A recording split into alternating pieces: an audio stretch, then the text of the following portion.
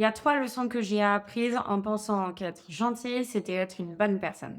La première leçon, c'est que pour être parfaite aux yeux des gens et devenir indispensable, tu te mets toujours dans une position où il faut être patiente, attendre l'autre, comprendre sa situation, ses difficultés, ses angoisses. Et résultat des courses, c'est toujours toi que tu oublies. Tu as l'impression que ça va te rendre indispensable, mais en réalité, ça fait juste quelqu'un qui donne et qui s'épuise. La deuxième leçon, c'est que ça fait de toi quelqu'un qu'on n'oubliera jamais. Parce que dans leur vie, ces personnes-là, elles ne rencontreront jamais deux femmes comme toi. Deux femmes qui s'effaceront tellement qu'une fois qu'elles seront plus là, les autres se diront à quel point ils avaient de la chance d'avoir une femme dévouée comme ça dans leur vie et que finalement ils l'ont bafouée. Alors, c'est très flatteur pour l'ego de savoir que personne ne t'oubliera jamais, mais c'est pas pour autant que tu construis ta vie. Tu ne prends pas ta place, tu ne te respectes pas et tu ne te fais pas respecter et tu deviendras juste une femme qu'on idéalise après coup. Et la troisième leçon, c'est que cette gentillesse, elle est destructrice parce qu'elle te laisse dans un système de croyance où tu penses que ton droit d'exister, d'être aimé, d'être gardé ne dépend du fait que de ne jamais poser de limites, ne jamais dire non, toujours t'effacer, mais tant que tu ne comprendras pas que ta valeur ne dépend pas de ta capacité à tout accepter, tu resteras prisonnière de cette gentillesse qui ne